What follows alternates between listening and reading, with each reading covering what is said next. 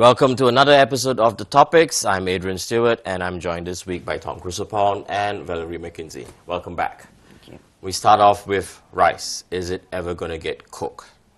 We had the case thrown out of the courts from the academics, and now a group of senators are actually petitioning the Senate Speaker to bring this case to the Constitution Court, citing issues about overspending, corruption, blah, blah, blah, blah, and so on. Same old issues again. Why is it coming back to revisit us?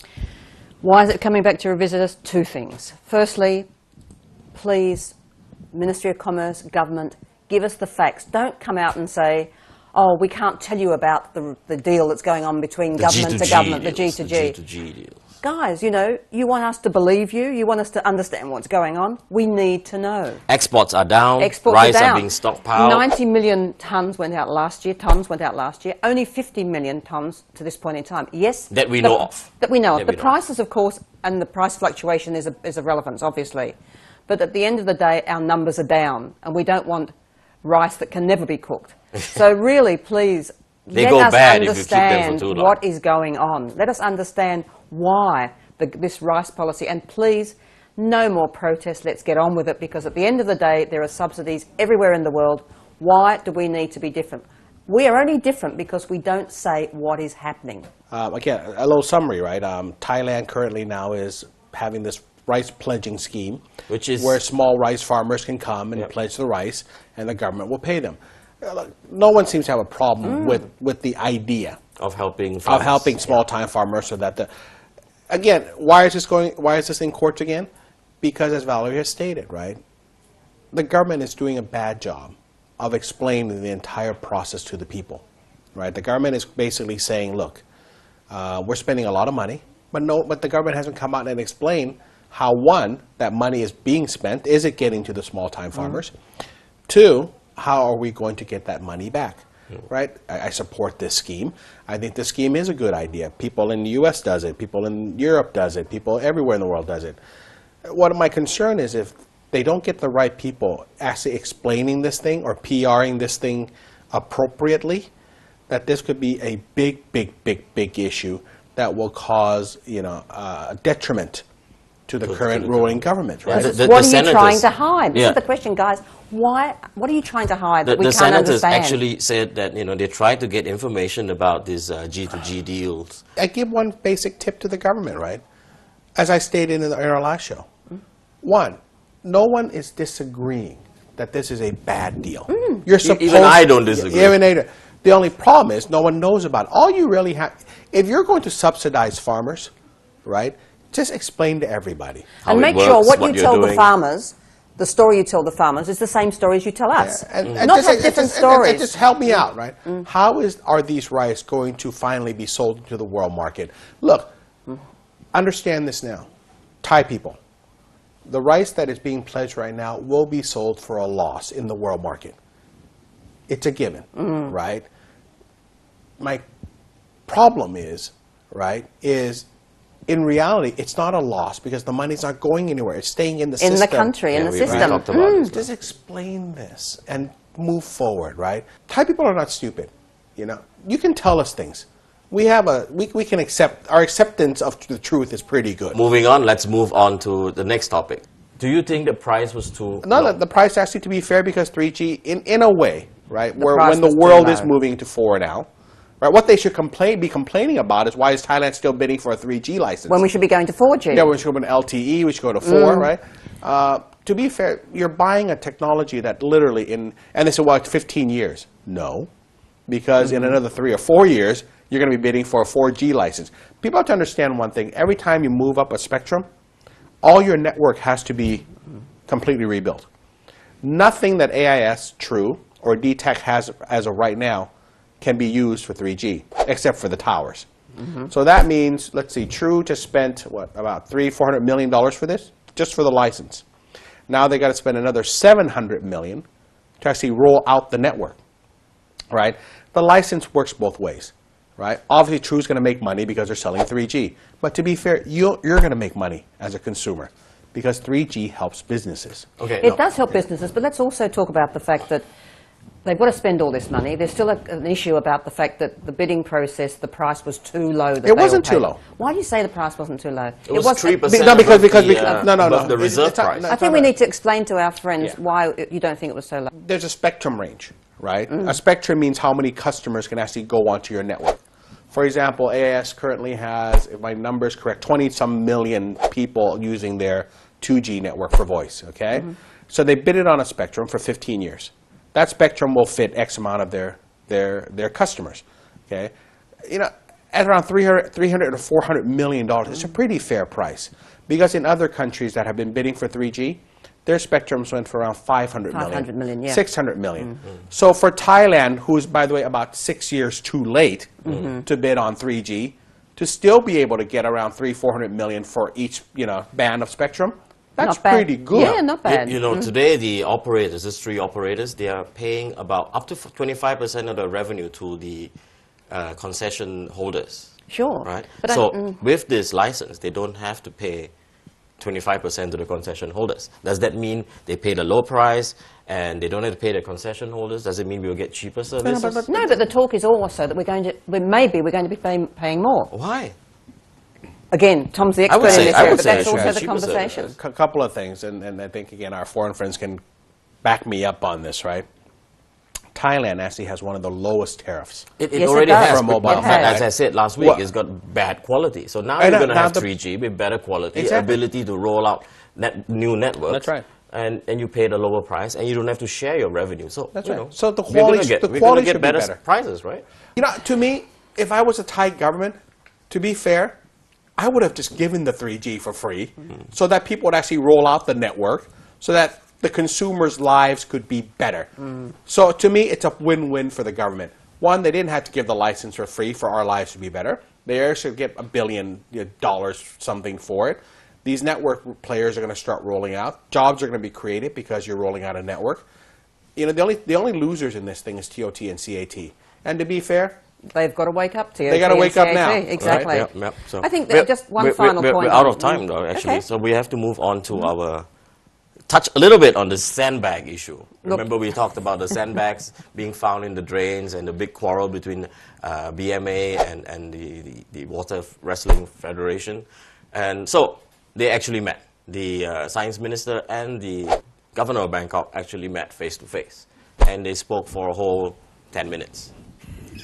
Why do we waste all our time? This is what we said to you guys. You're on the same committees. Talk to each other. Doesn't this prove the point we talked about last week? And you know what happened? You talk for 10 minutes. How come you, as the, what do you call it, the water... Whatever it is. Association, where it's all the, what do I call it, the whole overall body and the BMA. Why don't you talk? You're in the same meetings. Why don't you say, we're going to put sandbags down there? So the reality is they talked, but they caused so much problems, so much interference, so many speculators coming up and saying, oh, you shouldn't do this, you should do that. Now they say, oh, we're friends, we're okay. We weren't asking, were they friends? In the end, we don't know if the sandbags was a good thing or a bad thing. They just kept quiet about it. Because, you know, the a good BMA story... said we will remove it when the Look at my face. when the rating season ends. It's so boring. And... Okay. Of course. So we are left to make. So we are left to make our own conclusions on whether the sandbags. The conclusion is on this. Last week marked a year when my house and Valerie's house, you know, became unlivable because of the flood. So it's been 1 year. I think people in Thailand have to realize now that that flood was a one-time aberration that will probably not happen, you know, every year. At least I think that's what we've learned now. But it won't happen every year because of good coordination. This year we had semi-coordination and it didn't flood. So I can only hope that meetings that took place with Lord Prasop and Sukhumpan, or the next governor, whoever it is, happens again, so that again, you know, we can coordinate so that it doesn't, you know, drown our country again. Egos between these guys are unbelievable. Enormous. You know, lower your ego by about 2 notches, and the country will be a much better place to live. Okay. And you know, we talk about the 3 issues we've just talked about now. All of them relate to communication. That's what it's all about. Well, now we have 3G. Right. And then we can communicate better. You think that'll Next work? year. Next year. Okay, well, time to go for a break. When we come back, we'll also talk about egos and passports.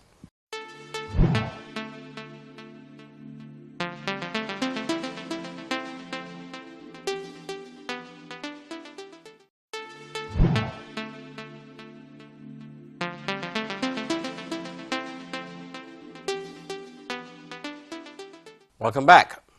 We will talk about Thaksin's passport now and whether it should be revoked or whether he should continue to hold it.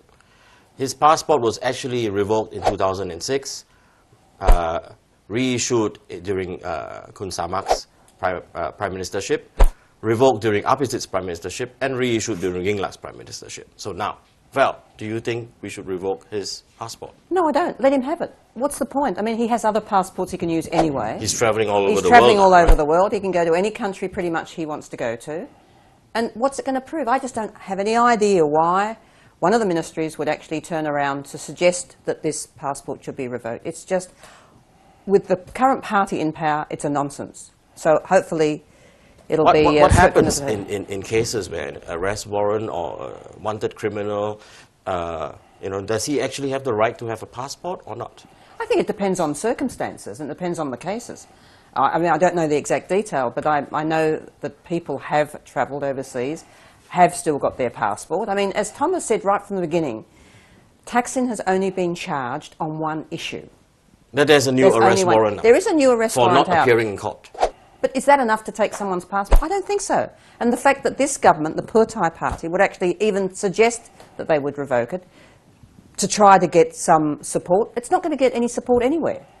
It just gives the media some more speculation. So the issue is when the Pheu Thai government came back into power, the foreign ministry reissued to Thaksin to hold a Thai passport.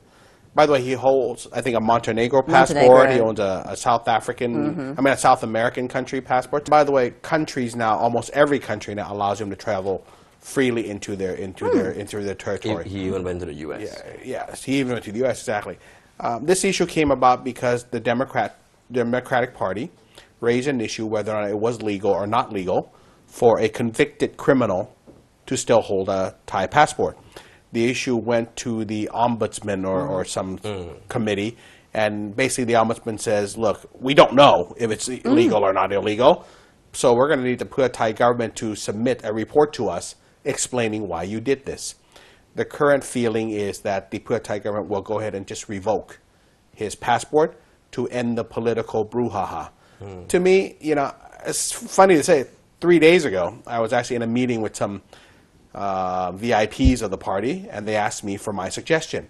I just said, look, if I was Kun Thaksin, I would just give the passport Give it back anyway, right? Exactly. And I would just say this, right, to all of those naysayers out there, look, I think Kun Thaksin spiritually wants to have a Thai passport because when he goes into other countries, he's proud to be Thai, right? I think he holds it just for that fact because to him, he's Thai, he's proud to be Thai.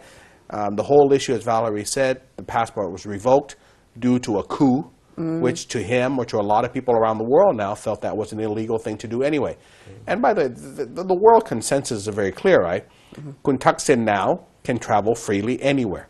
Except Thailand. Except Thailand, exactly. Sad to say, he can isn't come it? back to Thailand, but there are conditions if he comes back. He so can, but let's make that to clear. me on this one, right, it's kind of the theme of our show, isn't it? That Thailand as a country seems to be able to pick on these non-consequential issues that does nothing to move the country forward. To take us right? back a further step. The Democrats have got to come up with better issues than whether or not this is a witch hunt issue, right? Should this guy have or have not? Look, it makes no difference to him whether he has it in regards to his travel. I think it makes every difference to him in terms of how he feels because he is Thai. I think he's proud of our country. I think that, to me, having him carry a Thai passport doesn't hurt Thailand in any way at all, right? I'm sure it makes a number of people who are against him mad, but it's become one of these issues. Why does it make them mad? He's Thai. Why does it make people mad that he's got a Thai passport? Well, Val, like I his said, birth certificate is Thai, because the opinion makers or the so-called opinion makers of people in Thailand can't come up with substantive issues. That's true. To bring people together. Solid. Yeah, so they come up with these issues like the next topic you're gonna talk about, right? Yeah. I mean, it almost seems like, and again, it always goes back, right? It's our soap opera mentality. It is. It is really. For me, I don't care if he holds a Thai passport or not. You know, what I actually care about more is that firstly, he is actually legally fugitive from justice. There are two arrest warrants out on him. But you know what? Actually, last week he even threatened to sue the Democrats for defaming him by accusing him of being behind the Men in Black. I mean, here you have someone who is running away from Thai justice, threatening to use the Thai justice system But to be fair, what justice are you talking about? Are you talking about the justice under a barrel of a gun, which was the coup? A justice based upon barrels of tanks because of a coup? A justice based upon the illegal act of a coup? Or justice, as of right now, where I think the courts are making better decisions, because they don't have the coup per se holding a gun to the judge's head. Okay, so again, you got to be better decisions now. Then he should come back and fight his case. You got to be fair on the justice issue. Okay, right? he can come back. I would hate now, right? If it's more favorable for him. Imagine if it was you, right? And you know that what happened to you was illegal, and then you're being asked now to be judged by that illegality. That's the main issue of the problem, right? Whether or not, to me, I think the fact that he's not coming back, give him a passport so he can travel freely around the world so he doesn't have to come back here, and let Kun Yingluck run the government for a while. I think Thailand is pretty stable right now. Do you not find Thailand at this juncture, from the past 6 years, the most calming or the most stable it's ever been in the last 6 years? Yeah, no streets, for sure. no streets have been closed and no airports have been closed. So I would, if I were the Democrats, I would give him a golden passport. Right, like Willy Wonka with the golden ticket. Passport for life. Passport for life. Travel anywhere you want, sir. Just don't come back here. But Democrats, once you actually start making statements that you do and you start bringing up this political football again, all it does is brings all the judicial activists in, and then we start all over again. We've got some huge issues here to address. I don't have a problem with the Democrat Party. Again, I know these people personally. I know Kun As we do, sure. A lot of people don't know this. The first person to ever put into my head that I should come back and live in Thailand, while I was still living in the U.S., was actually Apisit and Mom Ratchawong Sukhumpan. I met him at a party. This is why are you in America? You should come back here. I have great respect for the ability of these people. What I'm saddened about is the inability for this party to come up with substantive issues rather than frivolous issues that are just not real. It doesn't help our country move forward with a weak opposition. But just one thing, this is a global problem, not only in Thailand, but if you look around the world, what country has a strong opposition now? None do. The U.S. So Thailand, does. The U.S. does. Yeah, when coming into an election, yes. Yeah. Coming into an election, which we're going to cover later. But the whole reality is, as you say, let's get something substantive to work on. Not let's just give stuff that the people and the papers can play around with. And it detracts us from everything we're trying to do with this country. There are big issues, and I think we're going to talk about the rice scheme. The rice scheme is a big issue. Focus on that. The nursing thing that we're going to talk about later. The medical system. But if Thaksin's passport is to be revoked or not revoked, is the Democrats' best bet at bringing down this government? Boy, I'll tell you. They're going to be there for a long time. You're going to be sitting on the opposition for a long time. Next topic is about this, next topic. Next topic about some money transfers, right? There was rumors, denied, whatever, conspiracies, all kinds of stuff that 16 billion baht was actually transferred into Hong Kong, and no one has claimed it yet. And that's because it was actually money that came from Adrian. Hang on. It's actually money that came from that's fine. the. It came from a wedding party. I don't know. The permanent secretary, former. It didn't. It actually came from the 5,000 baht that they were going to give you for your home. The 5,000 baht they were going to give me from my home. You are a big Democrat supporter. I know that, and I'm a big Thai supporter. Everybody knows this. When you read this story, and you're a logical guy, does the story make any sense to you? Okay, they are trying to link this to... No, you're not answering my question. Does this story make any sense to you? No, I've said if the guys who actually transferred this money, they're pretty silly to get found out. No. So wouldn't have... If this money was real, if this money was real, do you think the Hong Kong press would not have been all over it? They would have been the first to be over it before us. The Hong Kong press would have been the first to cover it. Sure. Because it wouldn't have even been thought of as corruption money. It wouldn't have been thought of probably as drug money or something. If the Hong Kong government was able to confiscate 16 billion baht. baht. The Hong Kong press would have been all over this, and it would not have been a political transfer from Thailand. They would have covered it as a drug money transfer or sure. something. The Golden The Triangle. fact that the Okay. Hong Kong government or the Hong Kong press paid zero attention to this. And the Hong Kong Corruption Commission paid Exactly. zero, Zero attention. attention. No, they haven't. They haven't. They have now, responded but officially. initially, No, they paid zero attention to zero this. attention at the beginning. Nothing. Right. So, Thai people, please, look at me, please. Read your newspapers carefully. Don't believe everything that's written. Right? And don't just believe the headline That's right. and the first paragraph without going into the there's story. a great movie out right now. I want all Thai people to go see it. It's called Argo, okay? In the Argo, there's a very good line. If you want to lie big enough, get the press to write about it, okay? This is what the Democrats did with this 16 billion baht. It's a BS issue, right? That, again, is just throwing things and hoping it will stick. And you know what this causes? More divisiveness in our country. Exactly. Please, Kunapisit, if you're watching this, and I'll Facebook Kunisharat to make sure you watch this program, okay? Come on, man. Substantive issues. Be the party, of your charter. Be the party that Kun Pridi Panomyong can be proud of, okay? Be the good opposition. I will be the first one to hold your flag. Okay. We have to go for a break. We will address a substantive issue about nurses when we come back.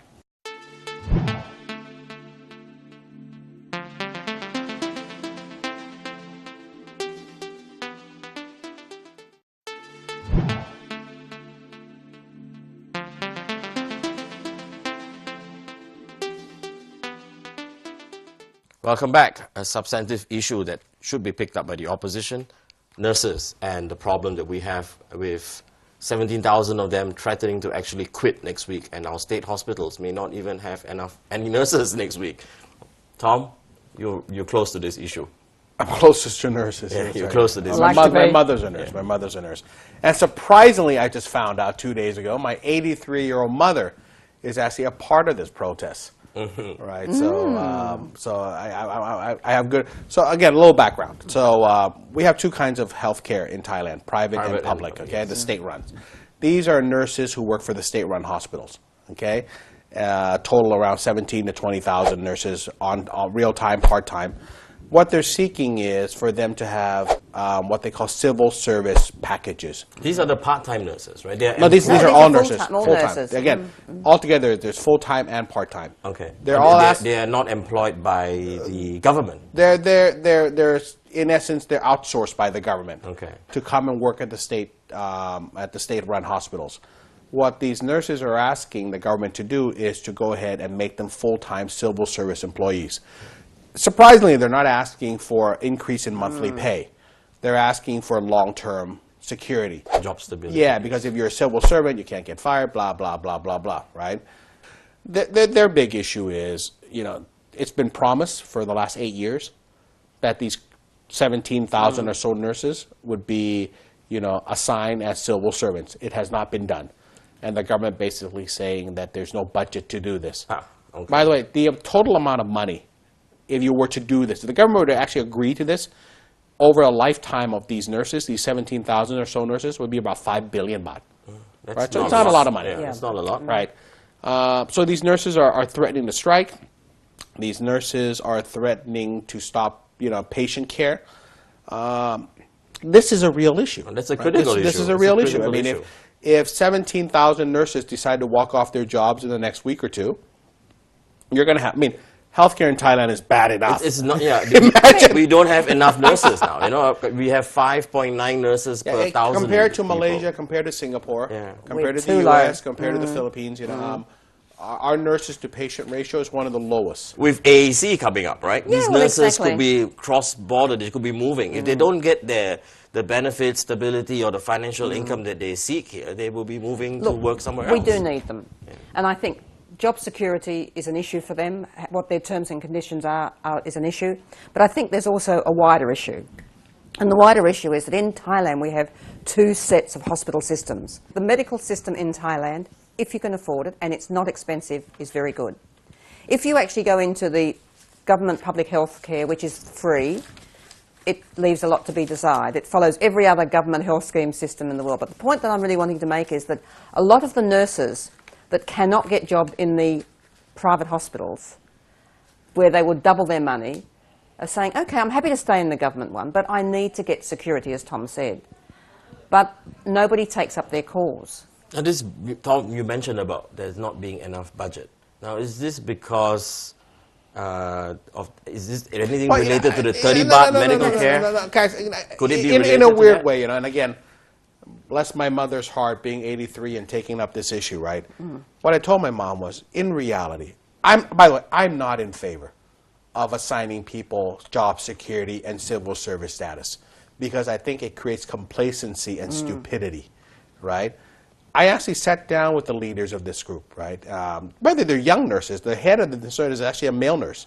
He's only 27 years old, right? Sat down with me and I said, look, what are you really asking for? Because if you ask me personally as a businessman, giving you job security over 50 years, I don't think it's the way that countries should go. I think being in the civil servant doesn't improve the quality of your service, right? I think that these nurses also have to understand, right, that, should you ask for more money, incentives if you do jobs well? I don't think there's any jobs in the world now that are secure, is there? You mean to have job security for the rest of your life is just not a reality. Public service. I mean, public service around the world gives you a guarantee. But I can understand what they're asking for. They're just asking for fairness. If other people are getting civil service status, why can't these nurses do? This is going to be a big issue. And, the government now has come out and says, look, we'll come back to you in 3 months. Well, my concern is that in 3 months, you might not have any nurses left. So what can we as a public do about this? Let's keep an eye on this. Obviously, I have to support. My mom is a nurse. She's part of this. I agree with Val. The healthcare system in our state hospitals are not the best in the world right now. And if you lose more nurses, it's just going to actually get worse, I guess, Tom, the bigger problem, I think, is this is one issue, the nurses, but it goes beyond that. You hear somebody like Rajwati Hospital who's saying, you know what, we've had the problem with nurses for 20 years. We don't have enough anaesthetists at the hospitals. We don't have enough physicians. We can't actually operate on the people Surgeries when we are should delayed and so surgeries on. are delayed. Yeah. The reality is that with the private hospitals coming in here, that a number of the doctors have gone to the private sector, as happens, again, around the world. What we're not doing is filling the gap. We're not actually looking at the overall. So whilst I sympathise with the nurses, whilst I don't agree that they should be given a security for life job, I think the bigger issue is let's look at what's going wrong with our overall system. Look at the numbers of people that want to go into nursing now. The numbers are less.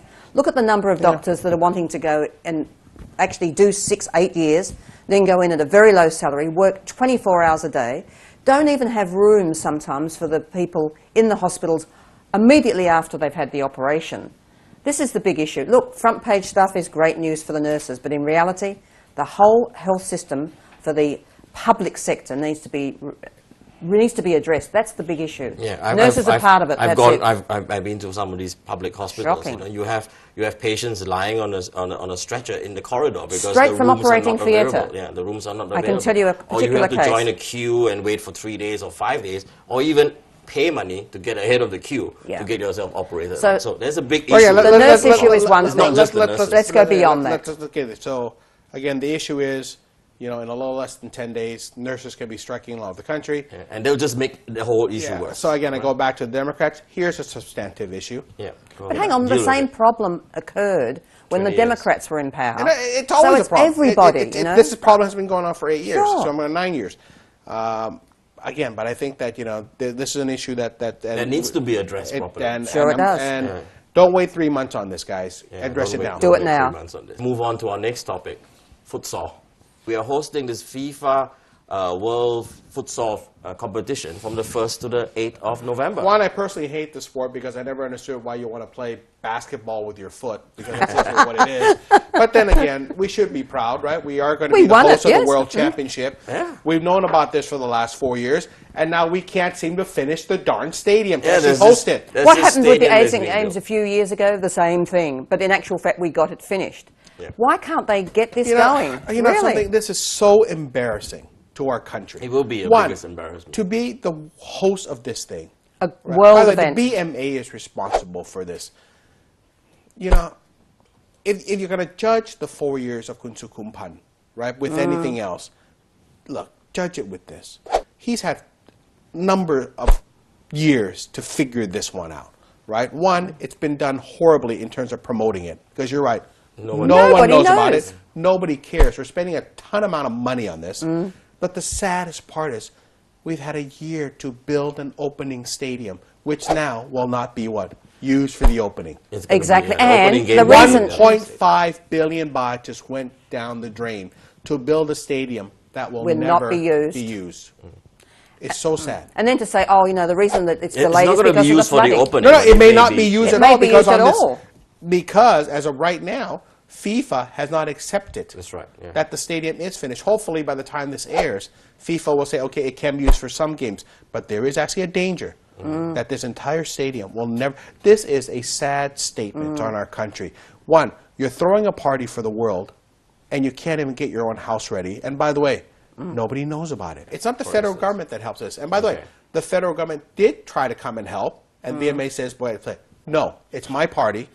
I will handle it, right? And this goes back to people not having a conversation and egos taking over, not for the benefit of the country, but for the benefit to themselves. Somebody actually came up to me 3 days ago and says, you know, Tom, when you were actually in charge of hosting Miss Universe here in Thailand, you did a 6 years ago, because the whole world knew about it, right? And I had 8 weeks. No, literally 9 weeks to put that together. Not 4 But years. hang on, Tom. 80 countries. Hang on, Tom. There's a big difference between a futsal event and Miss Universe. What's the difference? No, there is a difference. But even having said that, you had a focus, you got everybody involved, you told us all what was going on a regular basis. Yeah. The PR, promotions, marketing, there's been no BMA PR. didn't do it. There's been no promotion about when we won it, there was that much in the paper when you go back. The reality is that even if we're so close to it now that we can't get it done from the BMA side, let's get us all together to actually start getting out there and telling people about it.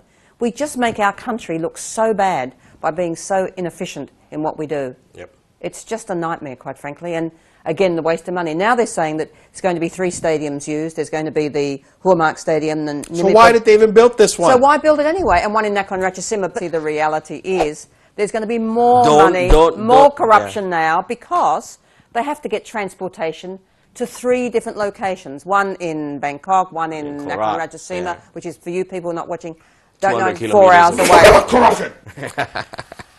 Is that what it's all about? You talk to Tom. I know it's going to be a big embarrassment now. You know, if this ends up not running in that stadium, going somewhere else, it's a disaster. It's a disaster. What can we do to help? Fire the governor. We go for a break now. See you later.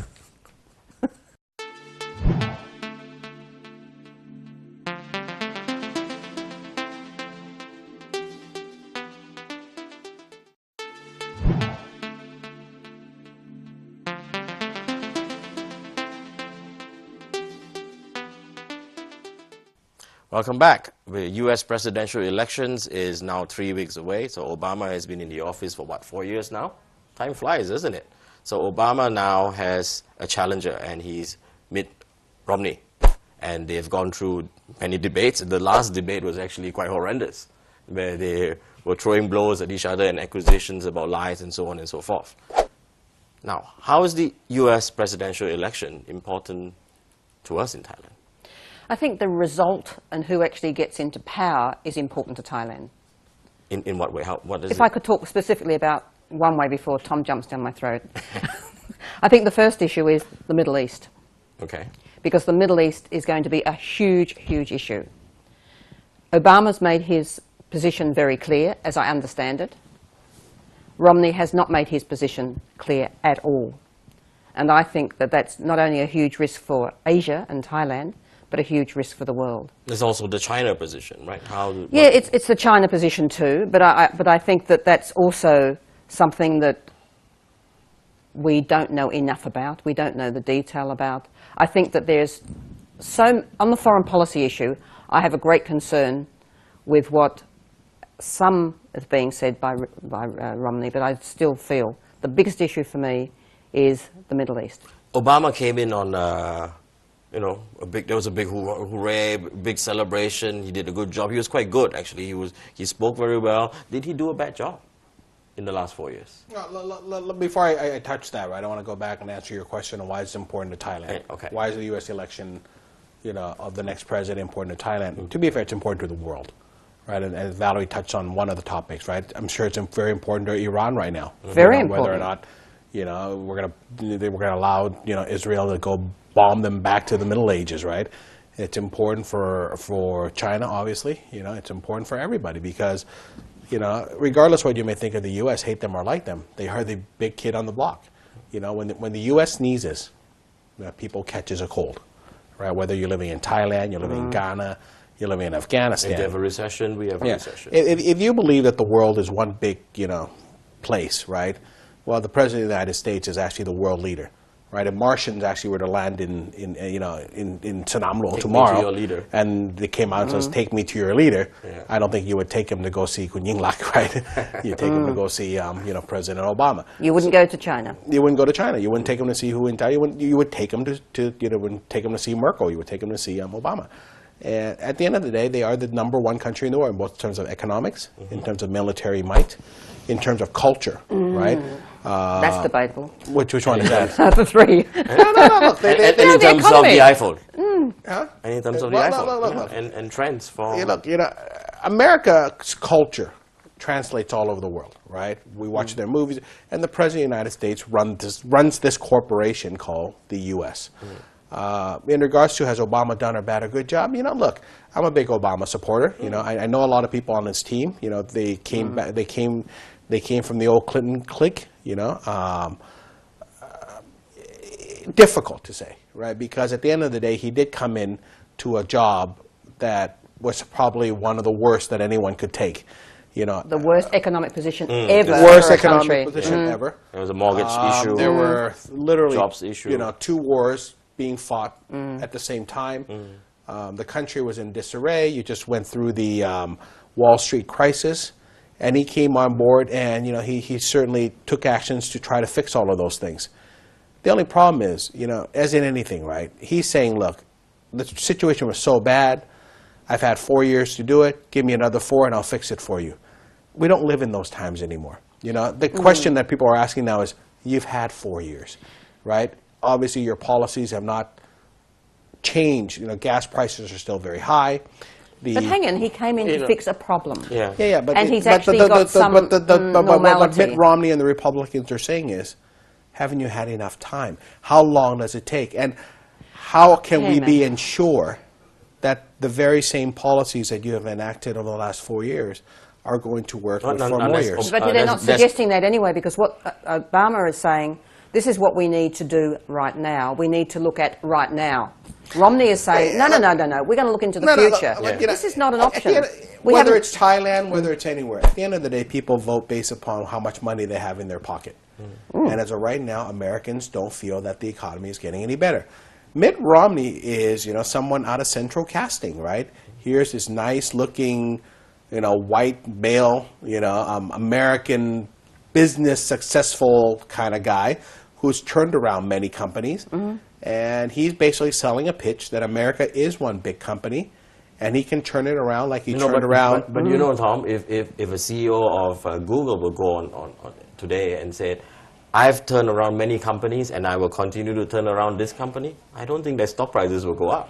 Exactly. It doesn't mean that because you did a job well the last time that you will continually do it. But that basically is the Romney sales pitch, right? But he's talking again, Tom. Why does he talk always about? And I'm not American. I don't have any involvement with America other than we live in this global village. Why does he talk about what I can do in 4 years? Meaning he looks ahead all the time, but he still doesn't concentrate on the issues of today and what needs to be done today, because Obama's gone so far, maybe not far enough in a lot of people's opinions, as far as the economy is concerned, as far as job stability, all this sort of thing. But you know what? We still have to fix many, many issues in the States that's happening today. Well, if Obama loses, he will lose because of the house that he built. And it goes back to Adrian's point, right? He came on board with the theme of hope and change, right?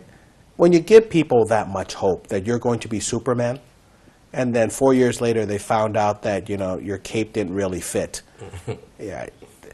he may lose because of that. And I think Americans now, with the internet, with just the way things are happening, right? The information that they're getting is right, wrong, sideways, whatever. But we move in a world that moves at a very fast speed. It's too much information, and people aren't bringing it together. And the sad part is Obama may have been lose because people had so much hope that he would change things very quickly. And the fact that he hasn't, and you have this, you know, Romney. So he oversold himself, so to speak. Yes, His PR machine was very good. I actually worked for a gentleman named Bill Larson, who is actually part of the Bain Capital. And people may not know this. Bain Capital not only had Mitt Romney as one of their successful people, but another wonderful young lady called Madge Whitman, who's currently now at HP, was a partner there too. These are bright people, right? Mitt Romney is not a dumb guy, right? Neither is Obama, by the way. I'm sure he has a lot of business, you know, knowledge and all that. But going back, will that business knowledge transfer into political knowledge? That's still something to be said. Who's leading the polls now? It's even. It's No. time. As of yesterday, when they actually had their last debate. The last debate, Obama came back fighting. 47-45. It's gone 47-45. Yeah, but the first round. Slightly ahead, Romney was very ahead. slight. Yeah, it's very slight. So it's pretty much even. It's very open. If you asked me 6 months ago, you know, who would win, I would say Obama by a landslide. Now you're not so sure. I think right now Obama's got a tough fight. But let's come back to your question again. What's going to be the impact for us in Thailand? Well, you won't see a direct impact, obviously. You know, it's gonna I be think we will. indirect. Yeah. I think it goes back to two issues. One is the Middle East will be a worldwide impact. For sure. You know, sad to say, right? Prime Minister Netanyahu seems to not be able to stand being in the same room as Obama at all, right? I mean, Netanyahu just doesn't want to talk to Obama, right? So, you know, will Netanyahu actually go ahead and start doing things, you know, to Iran that he doesn't really give a hoot what the President of the United States say, right? In regards to China, Romney seems to be saying, I hate China, you know, and I'm going to do everything I can to make sure that China, you know, falls. So again, how does that affect Thailand? Globally, the Middle East issue will be a huge impact if something negative were to happen there. In regards to a Romney win in China, you know, if you start slowing down the Chinese economy, careful. Right, If you do because that, you we're won't going to get have your a 4 problem years here. even. Yeah, You won't get your then 4 those years. rices that we have in stock will never be sold. So, your prediction, Tom? I'm going with Obama. I'm going with with Obama. Obama. Too. Yeah. Obama, we're behind you. We actually think we know where you're going. We're not sure about the other guy. Yeah, we're not sure too. Okay, so that brings us to the end of our program. You can always catch us on Facebook, facebook.com/the topics. Adrian, can you tell people to go see the futsal tournament, please? Futsal, first to the 8th, and the futsal tournament from the 1st. Where do you buy tickets? Where do you buy tickets? Well, let's be positive. We will try to put up information on futsal. Yeah. Can we end this show on a positive note? Yeah. Thailand is hosting the World Futsal Tournament. What are the dates? 1 to 18. 1st to the 8th of 18 of November. Okay, so 1st to the guys, 18th of November. I don't know where you get tickets, so just show up at the stadium. Show up at one of them. You know, you'd probably be able to get them through Thai Ticket Major or something like that. Yeah. But how about this? I'm going to stop being negative. I'm not going to be the Democrats. I'm going to be positive. We'll find out information. Yeah, the We'll tournament put it is on in our Thailand. Facebook. Go see it. Even though it's basketball with feet. I don't understand the sport. With socks. And socks, okay. And to all those people who say that, ask me why I don't wear socks, you know, try it. It makes your feet feel really good. All right, Tom, thank you very much for joining us. And Val, we'll be seeing you next week as well, won't we? Hope so. Hopefully. Okay. See you then. Thank you for watching. See you next time.